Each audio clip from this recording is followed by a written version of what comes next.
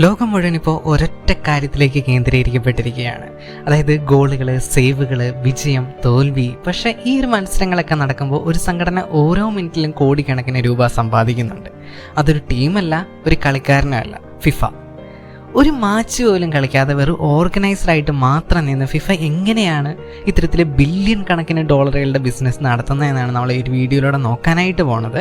അതേപോലെ world cup കൊണ്ട് യാഥാർത്ഥ്യത്തിൽ ആരാണ് നേട്ടം ഉണ്ടാക്കുന്നത് എന്ന്. നമ്മൾ വിചാരിക്കുന്നത് ലോകകപ്പ് ഒരു ഫുട്ബോൾ ടൂർണമെൻ്റ് ആണെന്നാണ്.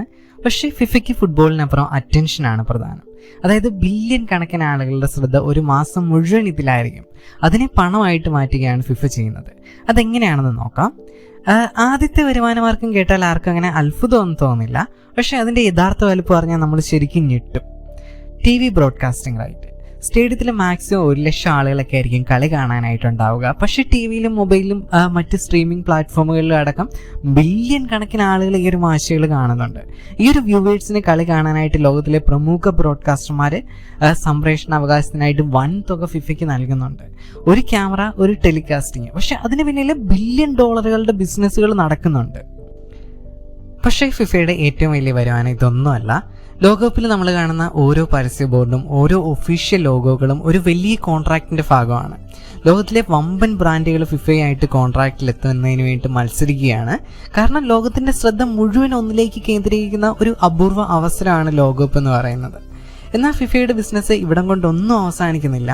ഓരോ മത്സരത്തിനും ഓരോ ടിക്കറ്റുകൾക്കും വ്യത്യസ്ത ടിക്കറ്റ് ചാർജുകളാണ് ഫിഫ ഈടാക്കുന്നത്.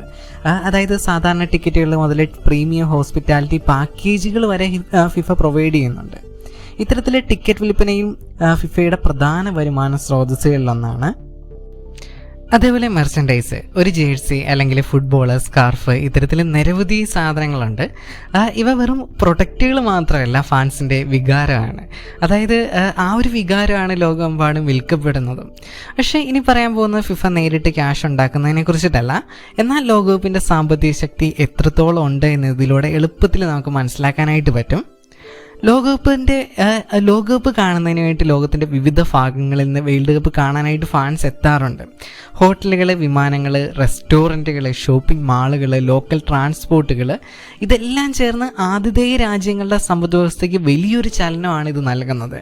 ഇതുകൊണ്ടാണ് ചെറിയ രാജ്യങ്ങൾ പോലും വലിയ തുക ഇൻവെസ്റ്റ് ചെയ്ത് ഫുട്ബോൾ വേൾഡ് കപ്പിന് ആതിഥേയത്വം വഹിക്കാൻ വേണ്ടി തയ്യാറാവുന്നതും. ഫിഫയുടെ ബിസിനസ് മോഡൽ ഒന്ന് ചുരുക്കത്തിൽ നോക്കിയാൽ broadcasting right, sponsorship deals, ticket sales, licensing, merchandise, commercial partnership എന്നിവയൊക്കെ ചേർന്നാണ് ഫിഫയുടെ ഒരു ബിസിനസ് മോഡൽ എന്ന് പറയുന്നത്. ശരിക്കും ഒരു മാസം മാത്രം നീളുന്ന ഒരു ടൂർണമെൻ്റ് ആണ്. പക്ഷെ അതിൻ്റെ സാമ്പത്തിക ലാഭം എന്ന് പറയുന്നത് നമ്മൾ പ്രതീക്ഷിക്കുന്നതിലൊക്കെ 100 ഇരട്ടി വലുതാണ്. അതായത് 2022 ഖത്തർ വേൾഡ് കപ്പിലൂടെ ഫിഫയ്ക്ക് കിട്ടിയ റവന്യൂ എന്ന് പറയുന്നത് 70,000 കോടി രൂപയോളമാണ്. 2026 നിലവിലത്തെ ലോകകപ്പിൽ പ്രതീക്ഷിക്കുന്ന റവന്യൂ ഇതിൻ്റെ ഇരട്ടി 1,10,000 കോടി രൂപയോളമാണ്. നമ്മൾ കാണുന്നത് ഗോളുകളും വിജയങ്ങളും ഒക്കെ മാത്രമാണ്. പക്ഷേ ഫിഫ പ്രതീക്ഷിക്കുന്നത്, ആഗ്രഹിക്കുന്നത് റവന്യൂ ആണ്. ഇതുകൊണ്ടാണ് പറയുന്നത് ലോകകപ്പ് വെറും ഒരു ഫുട്ബോൾ ടൂർണമെൻറ്റ് മാത്രമല്ല, ലോകത്തിലെ ഏറ്റവും വലിയ സ്പോർട്സ് ബിസിനസ് കൂടിയിട്ടാണ്. അപ്പോൾ ഗൈസ്, ഇത്തരത്തിലുള്ള കൂടുതൽ ഇൻഫോർമേറ്റീവ് ആയിട്ടുള്ള വീഡിയോസിനായിട്ട് നമ്മുടെ ചാനൽ സബ്സ്ക്രൈബ് ചെയ്യുക.